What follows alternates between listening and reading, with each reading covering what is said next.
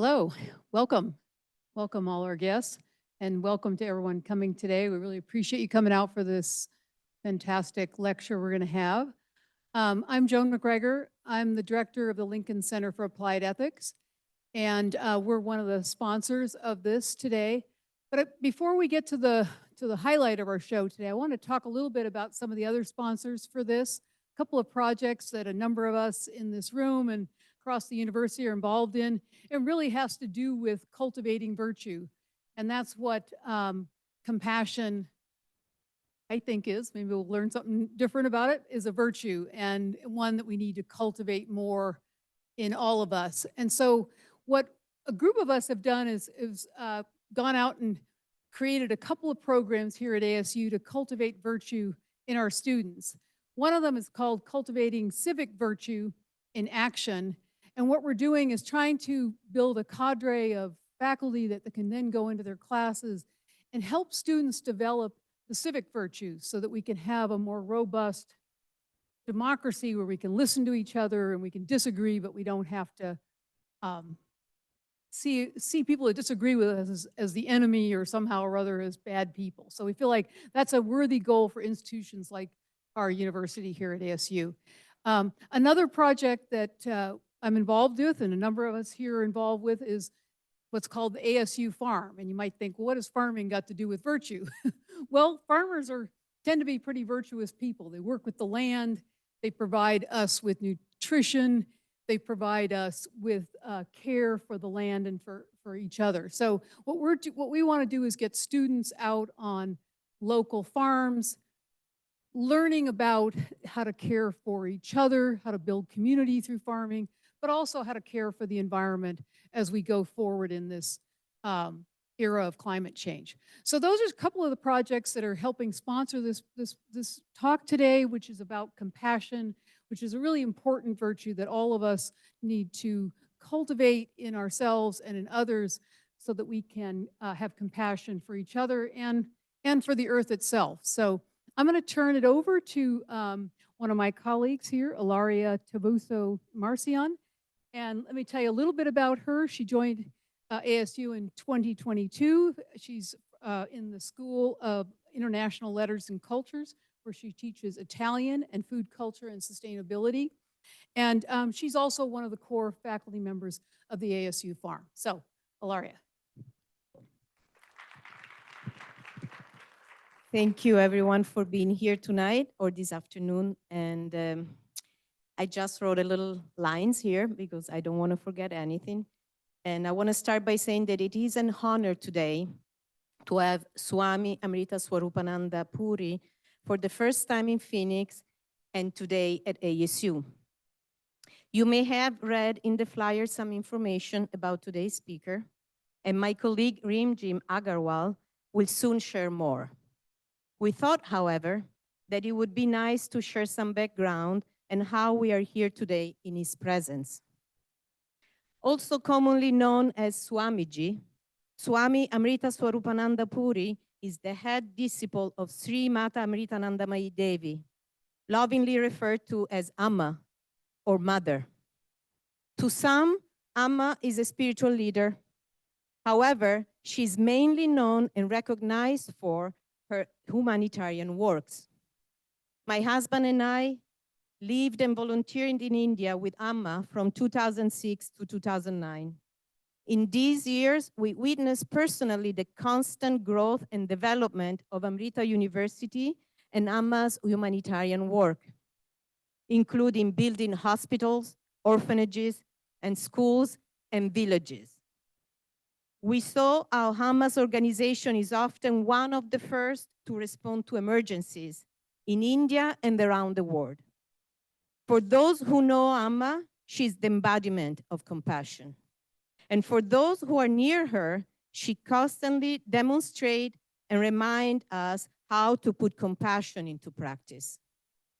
Those 3 years spent in India have been deeply transformative and changed how my husband and I look at and experience life.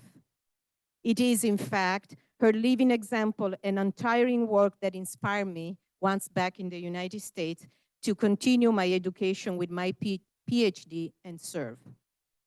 It is with immense pleasure and gratitude that I've had the opportunity to collaborate with my colleague Rimji Agarwal, professor in the School of Sustainability and senior of Global Future Scientists, to organize and put together this event. And now I would like her to introduce today's speaker and share with you some ideas on potential collaborations between Amrita University and ASU. Please welcome Professor Rimji. So thank you, Ilaria. And first of all, welcome to all of you. I know some of you have come a long distance to be with us today. I met some people from San Diego, from New Mexico, and there are a number of people, around 100, joining us by Zoom. So a very warm welcome to everyone. Our speaker today, Pujya Swamiji, is the president of Amrita University, and he is also the vice chairman of Mata Amritanandamayi Mutt. In 1989, Swamiji initiated Ayudh, which is an international youth movement which is dedicated to empowering young people to contribute towards a peaceful and sustainable world and become compassionate leaders. We have several Ayudh youth here among us. A number of our ASU students are part of that movement. So would some of you please raise your hand so we can acknowledge you? Yes, yay. And they have a table outside, so please stop by if you are interested to learn more about the work they are doing. We encourage you to join them. So I was thinking about how timely Swamiji's visit is here today, both in terms of our college, our university, and the broader community. The last week has been very trying for many of us, for our whole nation. We seem to be engulfed in a kind of darkness because of the multiple crises we face in the world today. And our youth in particular seem to have lost a sense of hope. And many of our youth feel that it's now too late to make changes. The end of the world is coming. And in these times, I think it is so much more important to hear this message of compassion-led action that can transform the world. And it is not just, and so we are very much looking forward to Swamiji's talk in this regard. But I want to emphasize that it is not just talking about compassion. What drew me to Amma and to Swamiji and to Amrita University was how that compassion is part of action. And a good example of that is Amrita University, and you see their vision out there in this slide. I'll give you a minute to read it. And look at this commitment to the transformative power of value-based education, providing the impetus to develop the expansiveness to harmonize both scientific knowledge and understanding and spiritual understanding, and then to utilize that knowledge for societal benefit. And as some of you might recognize, this is very close to our ASU charter also. For those of you who are not from ASU, I wanted to put this up also. ASU charter also emphasizes a lot on inclusiveness. We talk about how we are defined by who we include and not by who we are excluding to become the top university. And that we focus a lot on the public value of this discovery and education that we are talking about. And so I brought this up just to emphasize that seems to be a lot of commonality in our shared values. And this could be the foundation of collaborations between ASU and Amrita. And one of the landmark programs of Amrita University that I have had the great fortune of being associated with is called the Live In program. So the live-in program by Amrita University was Amma's idea that, I remember actually when I first met Amma in US, I was a PhD student, and she told me, it's great you are in this great university, but how does your research help people? How does it alleviate the pain of people on the ground? I know that time I was so nervous, I babbled something, but it has been a guiding anchor in my own work. And this is the idea behind the live-in labs also, where it is basically an immersive experiential learning program where teams of students from Amrita University, as well as they often have several international students. They have collaborations with several foreign universities. So these teams of students coming from different multidisciplinary backgrounds, they live in a village. So Amma has under this program, there are more than 100 villages from all over India that are part of this program. So the student teams are taken to these villages, they live with the villagers and understand their needs, and then go co-design solutions with them. So I have been to some of these programs and have firsthand and seen how much difference on the ground these programs are making. This is very different from the traditional model of development where, you helicopter in some experts and they impose solutions and then leave without any sense of responsibility. So I was very drawn to this program, and I hope that this could be one example of the way that, like Amma says, instead of cursing the darkness around us, we can light a lamp, and that lamp can be perhaps through these collaborations we forge and make a difference on the ground.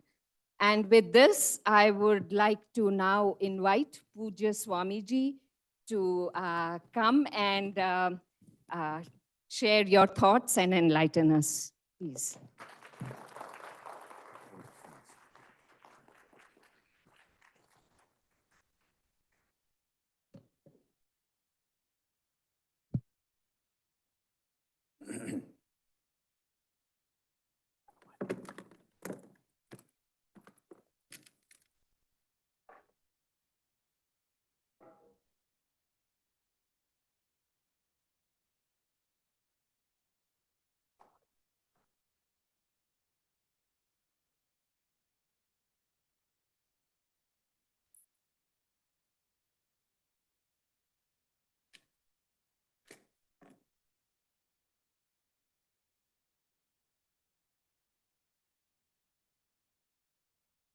Om Amriteshwariyai. I humbly bow down to Amma, Sri Mata Amritanandamayi Devi, my spiritual master, inspiration, and guiding light. A very good evening to all the great souls who have gathered here this evening. And thank you very much for inviting me. My love and greetings to everyone. I want to express my heartfelt gratitude to the Lincoln Center for Applied Ethics, our host today. They have a robust agenda to cultivate civil virtues in students and faculty. A special thanks to the current director, Ms. Joanne McGregor. Discussing civic character and virtue requires addressing vice, as the pursuit of virtue implies the existence of certain vices. Now the question is, what is virtue and what is a vice? And how do you replace vice with virtue? A virtue is a trait of excellence that can be moral, social, or intellectual. Above all, it is a spiritual quality, a deep feeling close to your heart, and something you want to uphold in all circumstances. It's a disposition to act in specific ways, such as choosing actions that show high ethical standards. Virtues are innate character traits that must be practiced. Vice, contrasting with virtue, signifies finding delight in wrongdoing. The practice of moral and epistemic virtues also involve awareness. If the awareness aspect is not considered, then virtues one tries to practice and imbibe may only be temporary. However, suppose you want to be a benefactor of the world, an inspirer, and a good example to others. In that case, awareness must be maintained in all circumstances. This is because unawareness of your vices can hinder us from being virtuous. A truly virtuous person feels dissatisfied when they act out of awareness, without awareness. Your conscience will weigh you down, resulting in discontentment. Whenever you act with awareness or understanding, you will experience a deep contentment. And that indeed is the reward. Some degree of discipline is necessary to develop epistemic virtues, as the subconscious mind keeps imposing the dormant vices that we are more inclined to follow. This is why practicing awareness is important. The virtues that develop once awareness comes are the byproducts. They are secondary. We must first focus on gaining awareness rather than the byproducts. For instance, what is the most fundamental aspect of our existence? The most fundamental, obvious, but unaware aspect of our existence.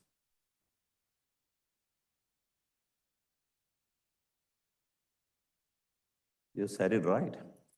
I thought you would say body, mind, emotions, intellect. No. The answer is actually our breathing, isn't it? However, are we conscious of our breathing? The fundamental thing. Are we conscious? Are we aware that breathing is something that happens continuously, regardless of where we are, what we are doing, even in sleep, but we are not aware of it. We miss the obvious, that is the most obvious, or primary, and focus more on the secondary or the byproducts. I have heard Amma tell this story. A man on a motorcycle approached the border with the 2 large bags. The customs officer stopped him and asked, "What is in the bags?" "Just sand," he replied. The customs officer replied, we will see about that. Get off the bike." He dumped the bags, finding only sand. He detained the man overnight to analyze the sand for gold, drugs, and explosives. Ultimately, nothing was found, just sand. With no choice, the officer released the man to cross the border with the sand on his motorcycle. A week later, the man again came with 2 bags. The customs officer again detained him overnight. In the morning, he was released with his motorcycle and 2 bags of sand. This process repeated over the next few months.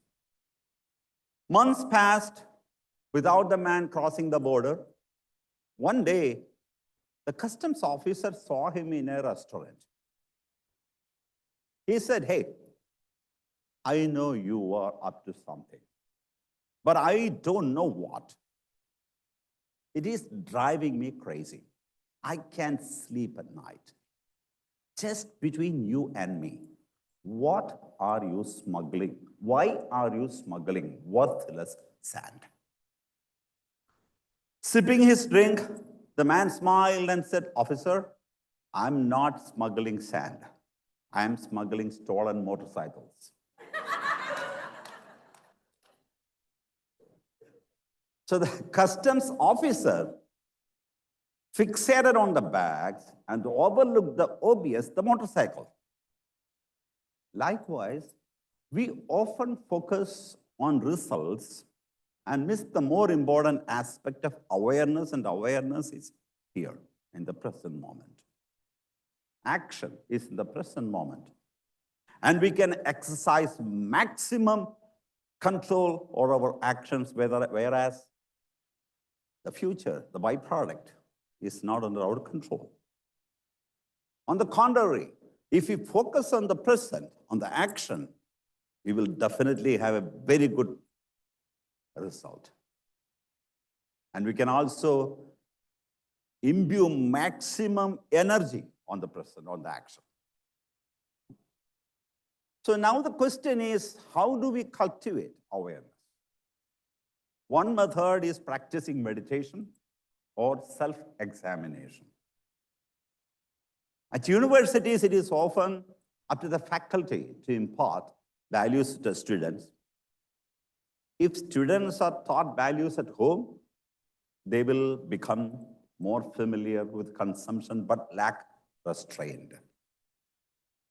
Restraint is a very difficult lesson to learn. It requires time and integrity to cultivate. The only way restraint can develop is through love and compassion. Then it is not a burden. Normally, restraint is a burden. But if you have love, love for your own self, love for society, love for the downtrodden, then it's not a burden. It becomes our dharma, our primary duty. The conversation then changes from entitlement to collective and individual responsibility towards society. We take time off from work to relax. In America, it's a normal thing every week. Every Monday we plan where are we going next weekend, which restaurant, which beach, which picnic spot. Eating outside on weekends, pleasure trips, and vacationing are typical ways to unwind. We may feel relaxed, but for how long? The ever-active mind with its unbroken flow of thoughts and emotions, unresolved emotions, will keep disturbing us. Hence, the virtue of relaxation doesn't come just like that. And this is why spiritual masters recommend meditation, self-inquiry, and more such practices. We are meeting at Arizona State University, the #1 university in the United States for innovation. Innovation is essential in all realms of science. At the same time, it is necessary to focus on nurturing virtues such as compassion, empathy, humility, and openness to diverse perspectives. Amma, the chancellor of Amrita University, says, youth is the midpoint of life, the center between childhood and old age. At that point, you are neither ignorant or innocent. Innocence also means ignorance at that stage. You are neither ignorant like a child, nor too filled with information like in old age. This is the only stage of life where maximum energy is possible, is available. If it is channeled correctly, you can create transformation within and without. If we responsibly care for our younger generation, instilling the right virtues and values, the world's future will be safe. Unquote. I was telling us today that our youngsters are not careless, they are caredless. Amma also says there are two types of education. Education for earning a livelihood or a living, and education for life. When we study in college, striving to become a doctor, a lawyer, an engineer, or a scientist, that is education for living. But education for life requires understanding the essential principles of life, the inside, not just the outside world, the inside world. That is what is known as spirituality. It is about gaining a deeper understanding of the world, our minds, our emotions, and ourselves. Unquote, which brings us to compassion. Compassion is distinct from love, kindness, intelligence, or emotions we often experience. While compassion encompasses elements of love, kindness, intelligence, and emotions, it fundamentally refers from them. Genuine compassion reflects our true essence and involves a spiritual transformation akin to the journey from a caterpillar to a butterfly. Initially, when it is still in its form, it is hard to imagine that this small, somewhat unsightly egg will eventually turn into a beautiful, vibrant butterfly. With nature's gentle guidance, the egg develops into a caterpillar, then into a cocoon, and ultimately into a butterfly. So each of these stages is entirely different from the previous one. Observing a captivating butterfly in flight reminds us of the beauty of creation. Similarly, we too can cultivate inner beauty, develop wings of love and compassion, and soar in the vastness of existence.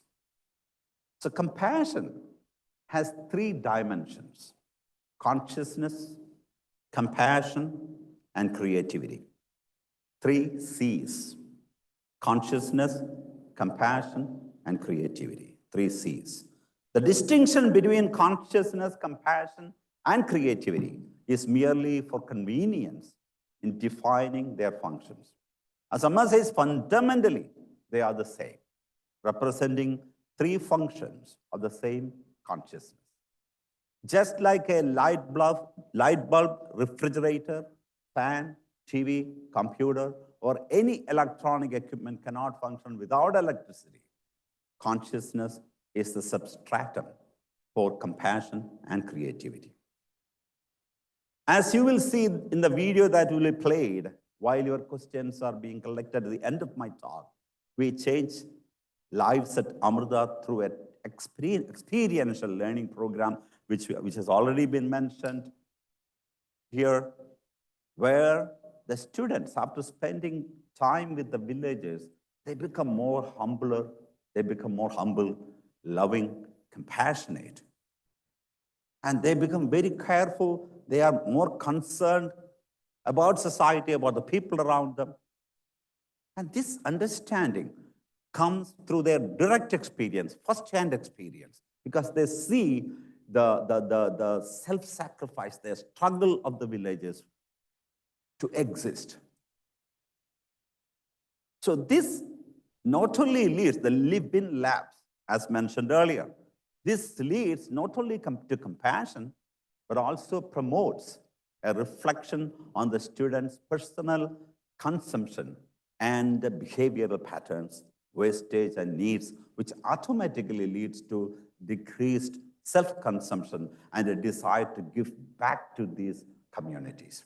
And we also found that this experience makes the students humbler, which is a very important quality, virtue in today's world. The more humble you are, the more selfless you become. The more selfless you become, the more you serve society. The more compassionate you are, because you are increasing the consciousness within you, an expansion happens. Expansion of consciousness happens within you. And you can accommodate more people, more living beings, more of nature. So compassion is vital and should be integrated into all areas of human interaction. Its absence fuels personal and global issues such as divorce, for example, violence, lack of compassion. We say understanding, but it is just a synonym of compassion. And why do some societal segments gain respect while others are rejected? Lack of compassion. What drives greed, drug abuse, child trafficking, and even terrorism? Lack of compassion. What underlines climate change and nature exploitation? Lack of compassion. Even now, we don't know how to treat nature compassionately. And that's what's happening. The technical and scientific analysis, of course, is necessary, but something that the heart, that's something that is innate to us, something that is very close to nature, our own self, that is compassion. We are missing that. So one of life's most important goals is to undertake life as a journey from a human form to a human being. Speaking about compassion, I'm inspired to share a few words about my direct experience with Amma, who has personally embraced people from all 6 continents for the last 55 years. She has hugged over 40 million people. She gives the same love and affection to all living beings. She does this 7 days a week, 365 days a year, and sits in one place for hours. And depending on the crowd, it can be around 6 hours to 16 hours. There have also been occasions when Amma continuously hugged people for 27 to 28 hours. And I have been living in Amma's ashram, Amma's organization for the last 45 years. And I haven't seen, I'm not exaggerating at all, I haven't seen Amma canceling a single program due to any physical ailment. Amma gives spiritual talks worldwide and even addressed the United Nations General Assembly in Geneva. However, she is most known for her healing embrace. To put it in Amma's own words, just a loving touch, a compassionate glance, a kind word, and a seemingly insignificant but selfless act can create change. Even though many of you may not agree, I wish to share another thought with you. All virtues and vices can be brought under 2 categories: love and grief. Love and grief. All virtues, such as compassion, patience, forgiveness, perseverance, etc., are offshoots of love. In contrast, all vices, such as lovelessness, impatience, hatred, jealousy, depression, etc., are offshoots of grief. Because the end result is grief. That's the fundamental problem. And compassion for the planet is also an essential aspect of Amrita. And it must be an aspect of all universities. Compassion for the planet. And several projects such as seaweed cultivation or ocean farming have been thoroughly researched and are on our way to restore marine ecosystems and address nutritional deficiencies. Our volunteers and centers worldwide have undertaken tree planting and forest rejuvenation on a vast scale. Through this project, students have planted millions of trees and made and distributed seed balls in every state in India and many other countries. In 2001, an earthquake devastated western Gujarat in India. 20,000 people died, and most of the survivors lost their homes. Our NGO responded by adopting 3 villages in a remote area called Bhuj. When we arrived, the people feared we should try to influence their culture, religion, and lifestyle. But we patiently explained that we wanted to rebuild their villages exactly as they wanted. And we ended up building 1,200 houses for the victims and also rebuilt their places of worship. And 3 years later, when the 2004 Indonesian tsunami, South Asian tsunami flooded the area surrounding our NGO headquarters on the Arabian Sea, the people from that village, from Bhuj, put aside all differences of culture, religion, and rushed to help us aid the victims. And when journalists asked them why they had made the long journey from the north to the south India, they replied, when we faced suffering and loss, Amma's NGO did not try to change our culture, religion, or way of life. They compassionately gave us what we requested. And we are forever indebted for that. And this is how compassionate actions reciprocate. Reciprocate and create a circle of compassion. Birth only grants us a human form. Compassion makes us human beings. So it's a journey from human being to humane beings. That's what compassion does. I remember a story narrated by one of Amma's followers who had been asked to spend a few days videotaping the poor people in their original homes before moving into the new homes Amma had built for them. And there was this man told me there was a woman. I don't really know her story, but was an old widow with earlobes elongated by heavy jewelry, long since gone, no doubt to make ends meet. Before getting into the car, I looked back and grew still with wonder. There, in the age-old tradition of India, as night was falling, the ancient woman was lighting a lamp in the doorway. And she did it entirely by feel, for she was blind. A blind woman lighting a lamp for those who can see. Compassion in action. Again, I quote Amma, there are 2 types of poverty. The poverty caused by lack of food, clothing, and shelter, and poverty caused by lack of love and compassion. Of these 2, the second type needs to be considered first, because if we have love and compassion in our hearts, we will wholeheartedly serve those who lack food, clothing, and shelter. Unquote.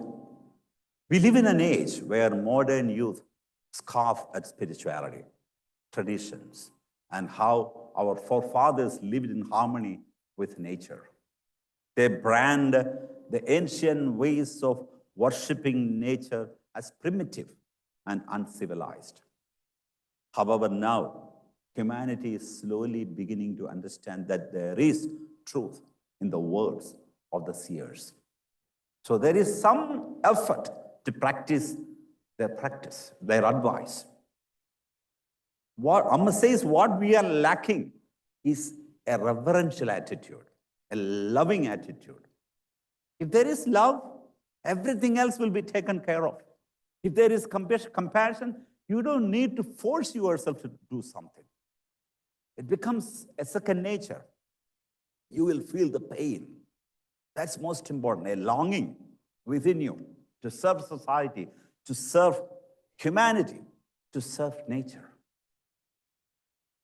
A crucial question is how long Earth, our only home, can sustain life? This concern has intensified in recent decades due to technological advancements that have made our lives more comfortable and given us a better understanding of the world.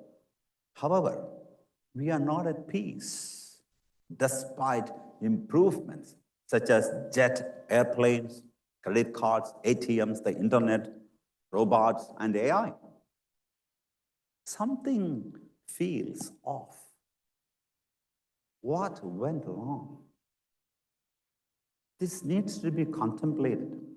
And the revelation doesn't simply happen. Only a meditative mind. Look at all our eminent scientists, people who have accomplished. They were good meditators. I wouldn't call them spiritual people, but in a way they were spiritual, but they were meditative. From meditation, revelations happen. Observation. Observation culminates in meditation. Imagination should transform into observation, and observation should transform into meditation. They were all good observers. Our our forefathers were good observers. Native Americans were good observers. All of aborigines of every country. That's why they worshipped nature. The advance of scientific knowledge made man more confident. He became more egoistic, arrogant, thinking we are closer to understanding the secret of creation. We believe we are in control and that everything in nature, the entire creation, is for our enjoyment only. We can do whatever we want. It's my life. I will do whatever I want. Who are you to question me? This is the attitude. And we forget the biggest power, nature, universe, on the other side. And we are small fries. And there is a law, because there is a structure everywhere. Even at home, there is a structure. So the universe must have a structure. We are challenging that structure. That's law. So we can do whatever we want and no questions asked. Then why is a nagging feeling of anxiety, fear, and uncertainty creeping into our minds? Why? It's not the natural demise of our planet billions of years from now that we should be worrying about. We have an immediate problem, a problem we created, a problem our selfishness, our greed, our ego has created. That impact is already being felt. Nature has a plan. So we don't need to worry about the natural demise of the planet. If nature knows how to create this universe from nothing, it also knows how to manage it. The reality is that without virtues, we may destroy our home, Mother Earth, Mother Nature, much before its natural demise. We talk about global warming, pollution, natural disasters, etc. But we are not ready to give up any of our comforts, are we? We know what to do, but we don't want to. We don't want to give up anything. We may burn down our own homes because of our stupidity, ignorance, and ego. Again, I quote Amma, the ground floor of a building is on fire. Someone on the ground floor shouts for help. The person on the 5th floor hears the call. However, he says, it's only the ground floor. Let the people down there deal with it. This is our attitude. We conveniently forget that the fire will soon spread and our floor also will be engulfed in flames. I continue. Amma continues. The coronavirus originated in China. It affected the entire world. So it is one world. At least during these disasters, these epidemics, we should understand there is a positive message. The message of oneness, the message of unity. We believe technology can fix the problem.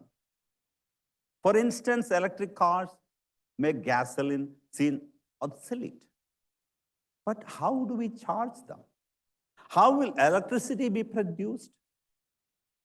Will it come from burning coal or natural gas? Can we stop using plastic? Ancient seers foresaw these challenges and warned us, but we haven't heeded their advice. Instead, we have rushed into relentless rat race of our society, driven by greed and fear. And caught in this trap, we have overlooked the fundamental interconnectedness of our world. We need virtue to see that interconnectedness. Not superficial, meditative virtue, I would say.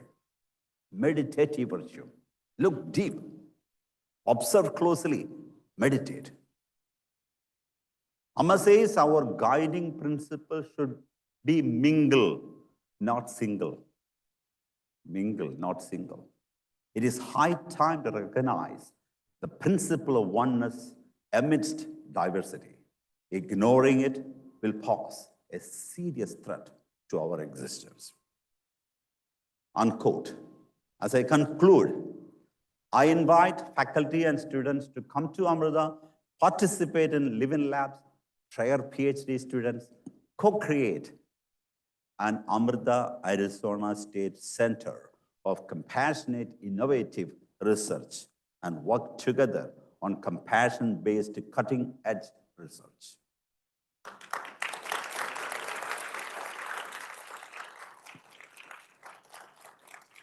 I thank Arizona State University, the Lincoln Center for Applied Ethics Director, Ms. Joanne McGregor, the organizers, the faculty, and the students for this memorable opportunity. Thank you so much. Om Amriteshwariye Namah.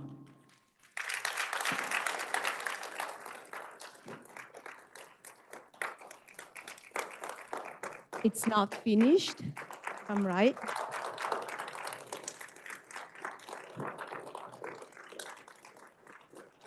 So you've been all given some index card, and those were given to you so that you could take some notes or write some questions while you were hearing Swamiji. Now, before going to the question and answer, we have a video to show, and that will be the opportunity for you to finish to write, or for me and other volunteers to collect your questions. Swamiji, at the end of the talk, of the video, will select some questions to answer. And this is also because it is an effective way, it takes away some time, and Swamiji is leaving tonight, so his time is really tight also.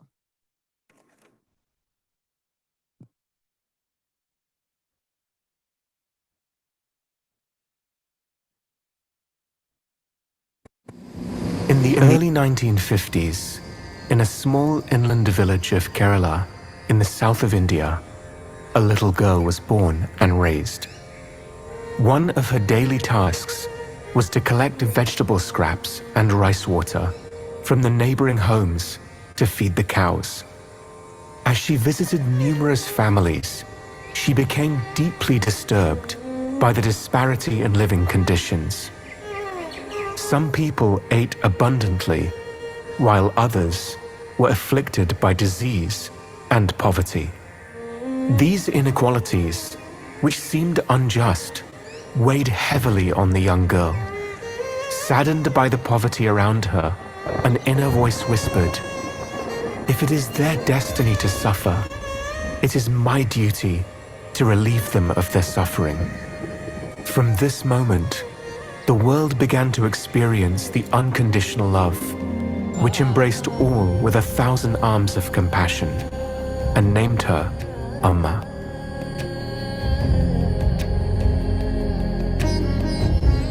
Like a mother, Amma embraces each person who comes to her, creating history in ways the world has never seen or known. Her darshan, lasting for long hours each day, is an unparalleled act of selflessness. For over 35 years, Amma has traveled the globe, tirelessly reaching out to people and wiping their tears. She accepts everyone as they are. To date, Amma has embraced more than 40 million people. When people come to her with their problems, she listens very carefully to each one and gives them practical solutions and support.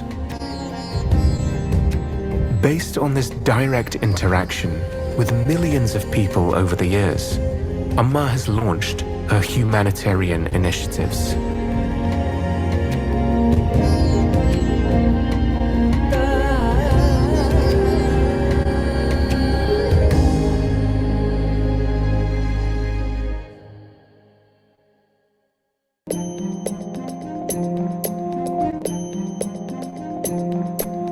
When disasters strike, Amma's compassion pours out to the survivors.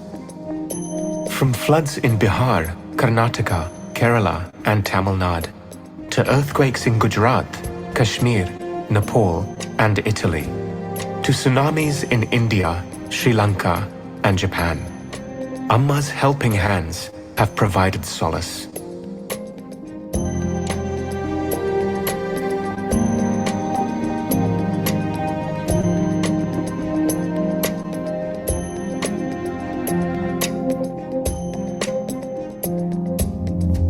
Her aid has reached the Philippines after a typhoon and the United States after hurricanes. Even when war broke out in Ukraine, Amma's relief was present.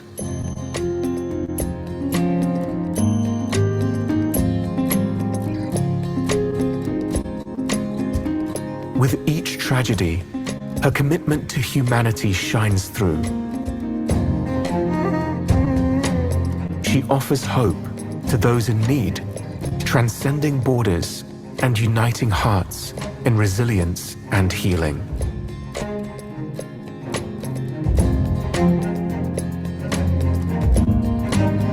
The largest initiative born from Amma's deep concern arose after the Indian Ocean tsunami, which claimed thousands of lives.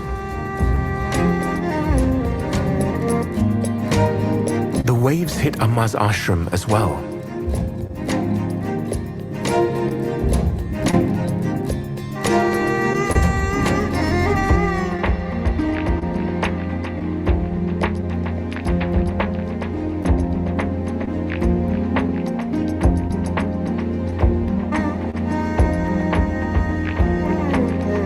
For more than 6 months, she provided food, medical care, and shelter to tens of thousands of people in Kerala and neighboring states.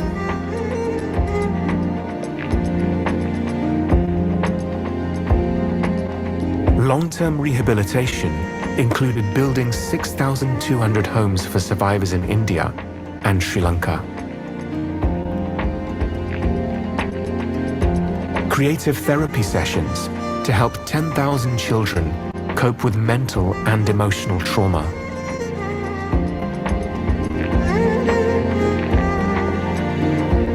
Vocational training for 2,500 young adults to rebuild their livelihoods. And 700 new boats to fishing communities to support their return to the sea. In the end, Amma's tsunami relief came to $46 million.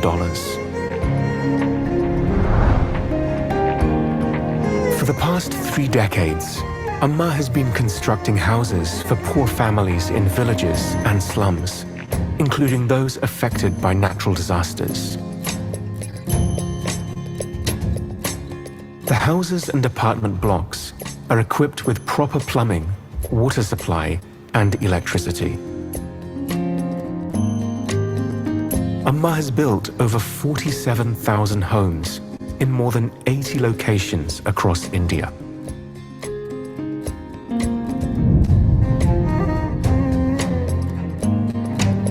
Amrita hospitals embody Amma's vision of accessible healthcare, where compassion stands alongside technology.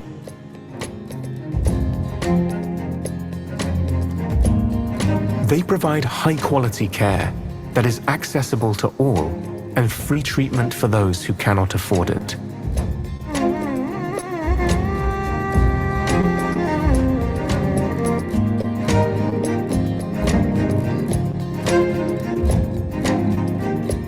As part of the health outreach, 5 charitable hospitals have been established in rural areas.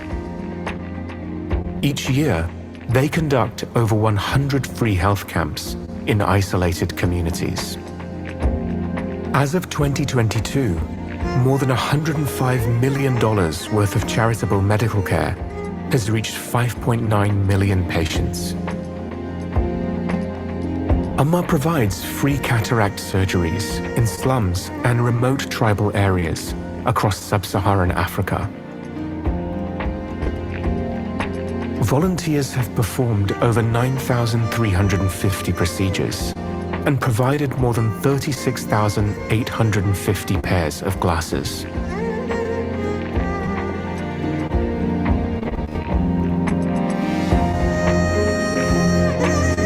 Since 2005, Amma has been empowering women to form self-help groups to support their families. The women receive startup capital and access to microloans.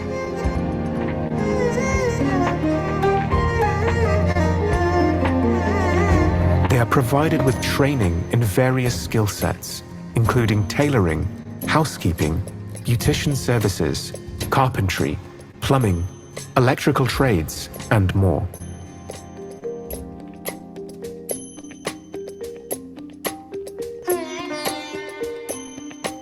This program has also been extended to the transgender community.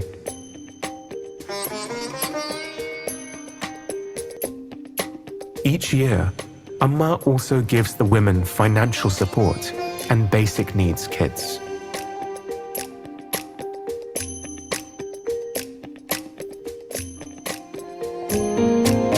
Today, there are over 250,000 members in 15,000 self-help groups across India.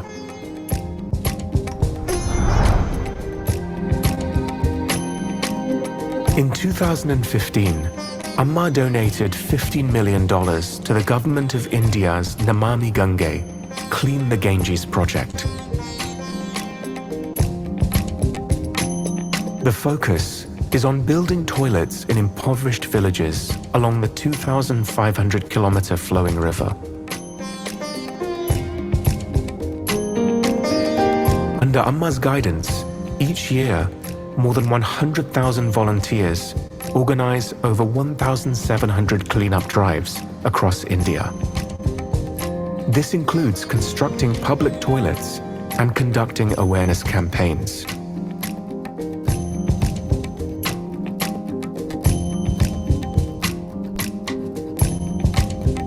In 2001, volunteers worldwide began planting trees to preserve nature.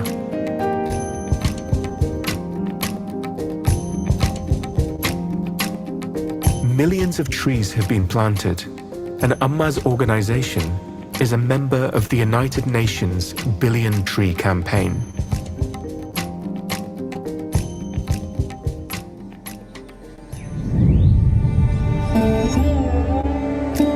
Amma stresses the importance of research to serve the lowest and most vulnerable strata of society.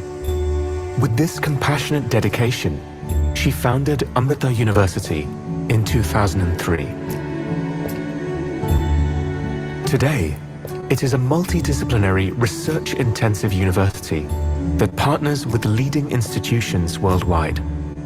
Together, they work towards harnessing the power of technology to solve some of the world's most pressing issues, from disaster management to endemic poverty to cybersecurity. This includes pioneering work in medical sciences, nanoscience, biotechnology, artificial intelligence, green technologies, robotics, learning technologies, and social sciences, with a focus on women's empowerment. One of Amrita University's leading achievements is the world's first wireless sensor network for early detection of landslides. The AI-powered technology is installed in the state of Kerala and the northeastern Himalayas. Since 2009, it has issued advanced warnings numerous times, serving as a lifeline during torrential rains. Amrita University's largest on-the-ground impact is Live-in Labs, an internship program in rural India. It is based on Amma's vision that universities should send their students to impoverished villages or city slums. Awakening compassion in their young minds, they are able to directly listen to the problems the poor face and develop practical solutions. Over 1 million beneficiaries, 25 states, students from 30+ institutions worldwide, 300+ projects, and over 400,000 hours in the field.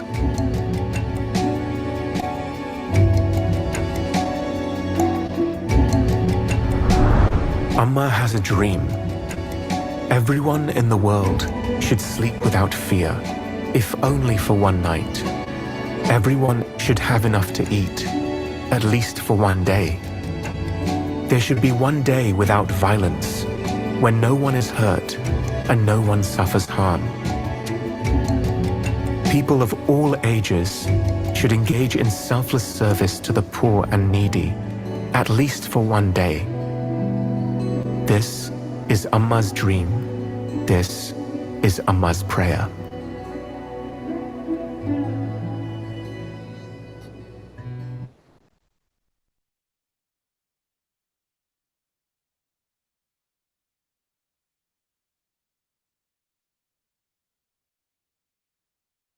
Hello. Thank you for watching this video. In the meantime, some of you already handed some index card with questions. We've been giving it to Swamiji, and now Swamiji is going to select some of them and address with some answers.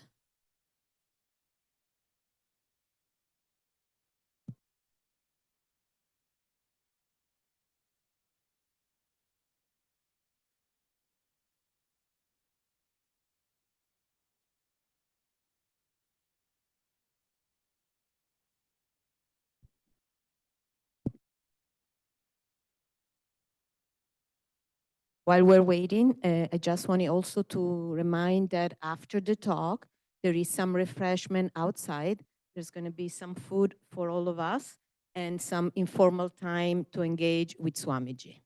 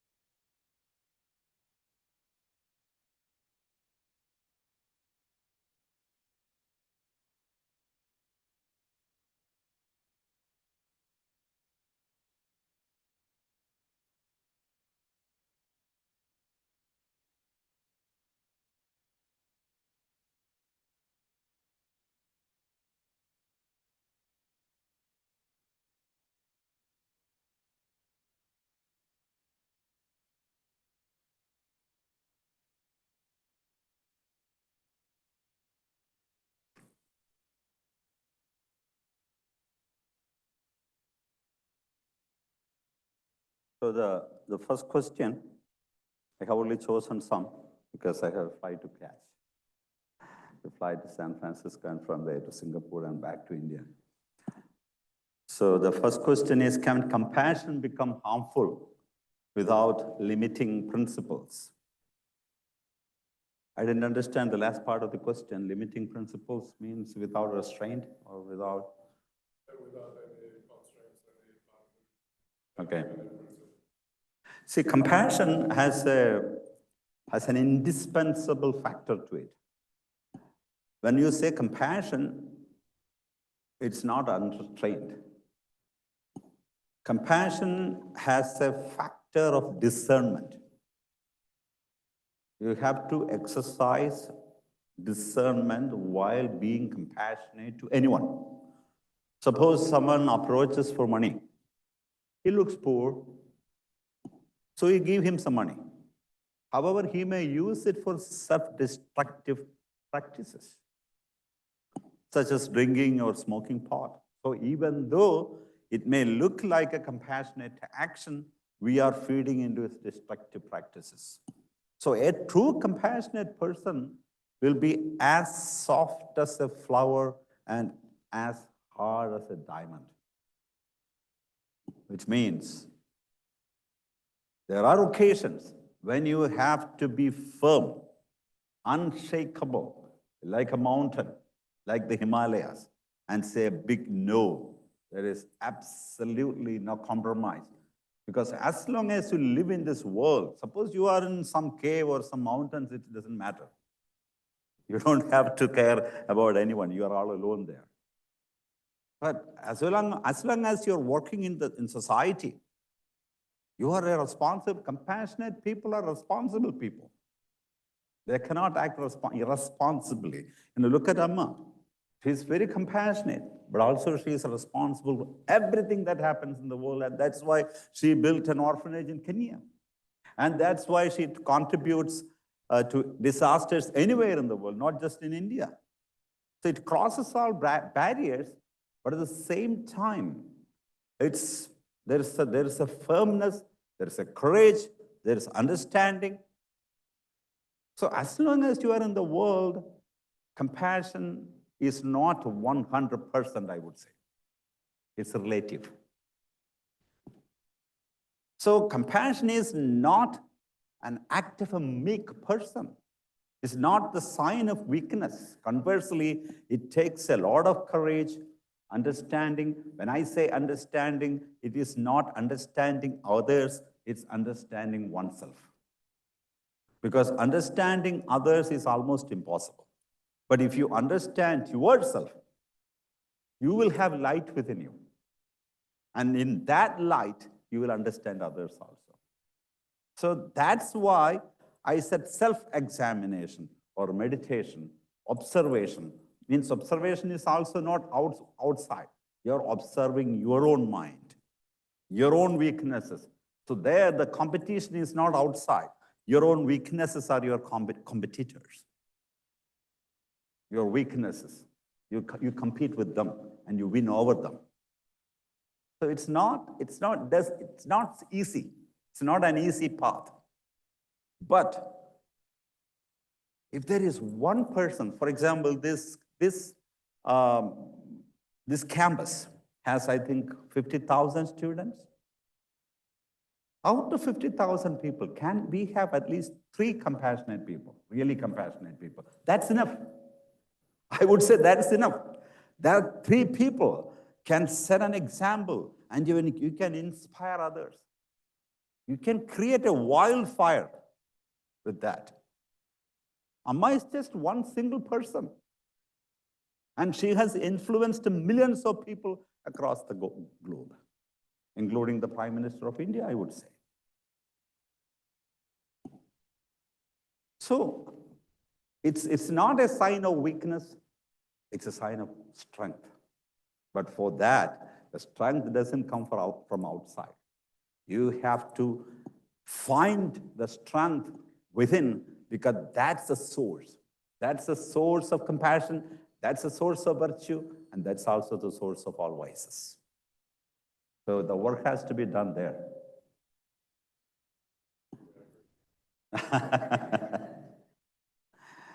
How do we practice compassion when we see conflict wars everywhere? What sustains compassion in our heart? When we talk about conflict and war, it's not something new. It has always been there. Since time immemorial, conflict and wars were always there. And it will continue like that. As long as human beings are identified with the mind, the emotions, the negativities, how can we expect a completely peaceful world? We cannot. That also is relative. Sometimes war is necessary. I mean, when I say war, suppose there is terrorism, and suppose there is a section of people who want to destroy others. How do we face that situation? Can be very loving and compassionate with them? No, it's impossible. So there are moments, there are occasions when we have to face situations aggressively. But that aggressiveness doesn't mean you are not compassionate. You are compassionate.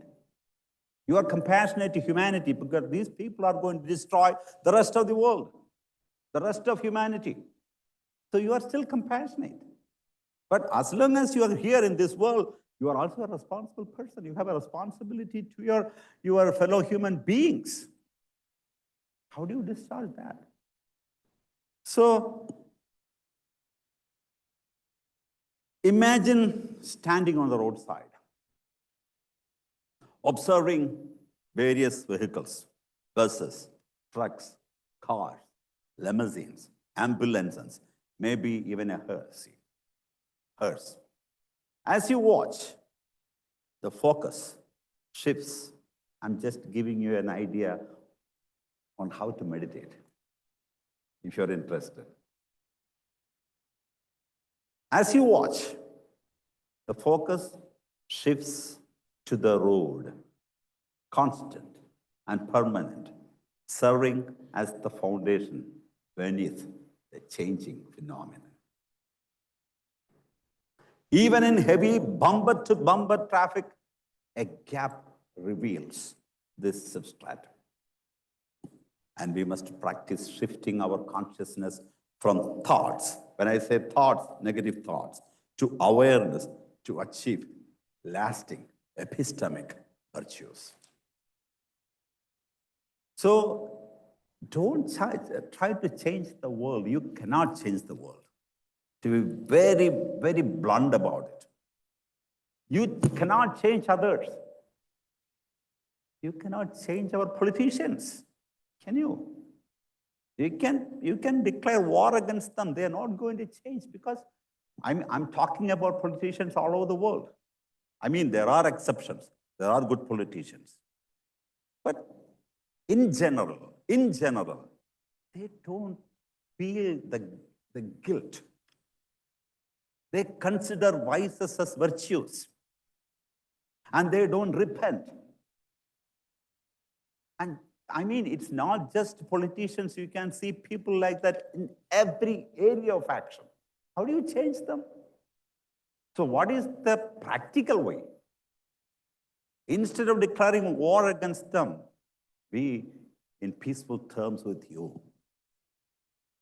And then, if you find that light within, then you can spread that light around. You saw that mission, the vision, what was that vision, right? Amrita's vision. So I think that's what we should do. And that's what we should encourage. Just little bit of goodness. But whatever little bit of goodness you have, practice it. Practice it. Maybe it is just 2%. Fine. 2% is, see, 50,000 students, if they do 2% of virtue, if they practice 2% of virtue, that's huge.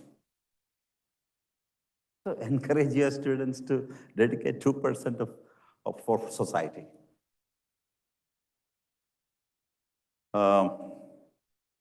Is there a difference between service and compassion? There is absolutely no difference. Real service means selflessness. You don't expect anything. For example, you're walking. In the street, it's all empty. It's twilight time. Lonely. Nobody around. And there is someone walking right in front of you. And his wallet falls down.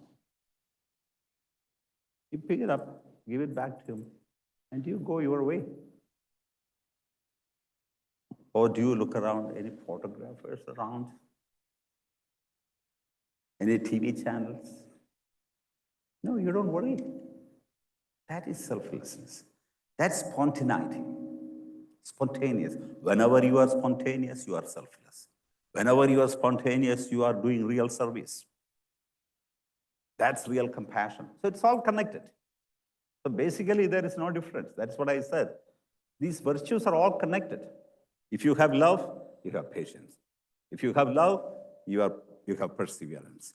If you have love, you have forbearance. So it's all connected. It's not, it's like one virtue comes, the next one comes after 1 or 2 days. The other, next one, next week. No, just one. One virtue, focus on one virtue. That's enough. Everything else will come. Look at a mother. Amma says, look at a mother. She loves her child in the womb. 9 months. 9 months. She's confined. She has to observe strict rules and regulations. And she sticks to that meticulously, unfailingly. Why? She's patient. She's perseverant. She has forbearance. She has everything. She doesn't watch movies, violent movies. She doesn't go out unnecessarily if the doctor advises so. She doesn't go to crowds. Why? Just all because of the child, the love for the child. So love is the most spontaneous thing. It's the closest to all of us. Have you seen a calf, a little baby of any animal or bird or human beings? When a cow gives birth, the calf is full of dirt. But the cow just licks all the dirt and cleanses its calf. Why? So that's, Amma speaks only one single language. That's her mother tongue, Malayalam. She doesn't speak any other language. But Amma travels throughout the world.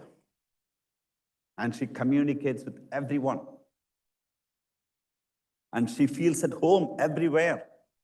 And people feel so close to her. They open up to her. And Amma understands them and they understand Amma. It's a flow, it's a real meeting, as Amma says, it's a real meeting of hearts. So real meeting only happens when the hearts meet, not when the bodies meet. So there is the inventor of India's supercomputer, one Dr. Vijay Bhatkar. He says that Amma has literally made love a universal language. Love understands everything. You should watch Amma giving darshan. People from all nationalities come. And they speak to Amma and Amma understands. So it's not words. It's something beyond. Love is beyond.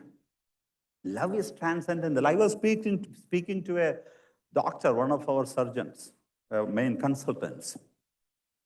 And he was telling me about the complicated surgery he does every day. And he told me at one point, Swamiji, the human body is so disgusting. All this blood and intestines, the internal organs, my God, it's really bad. He said that. And a few moments later, he was talking about his girlfriend. And he became very emotional. He said, there's so much opposition from my parents, but I cannot live without her. I must marry her. Look at the contradiction. On one side, he talks about the disgusting nature of the body. And on the other side, when he speaks about his girlfriend, it transcends the body. So what is love? Everything, whenever we are spontaneous, we are in contact with love. Not ordinary love. Something beyond the love that comes from an unknown place. Amma gives a beautiful example.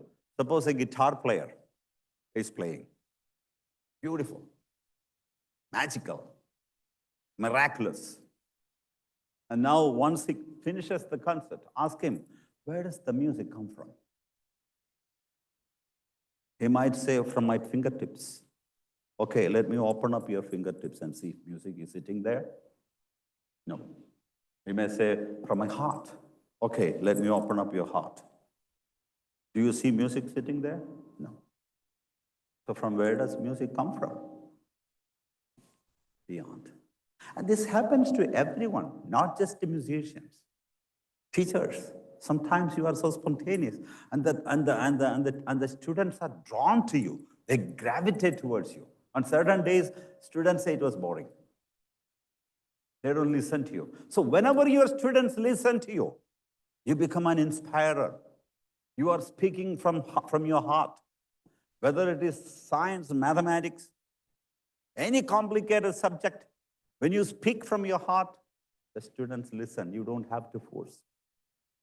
And the students also feel inspired and they understand everything. But when you are mechanical, they will feel bored and you will feel tired after the class. So these are simple things. Though I'm just, giving all these examples, it's not so complicated. It's not at all complicated. It's very simple. But the mind makes everything complicated. That's the problem. So please don't listen to the mind. Listen to the heart. Listen to your conscience. And the conscience never tells lies. That's why meditation is important. Self-examination is important. Observation is important. Listen. And you will get the right guidance. Thank you so much. Thank you once again.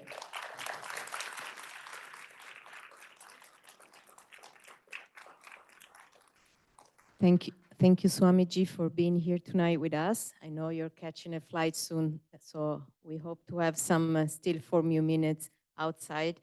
And I also wanted to take the opportunity to thank all of you again. And the tech person today here is Jacob Teracucci. He's been with me and with us since 1 p.m. today to make this happen today.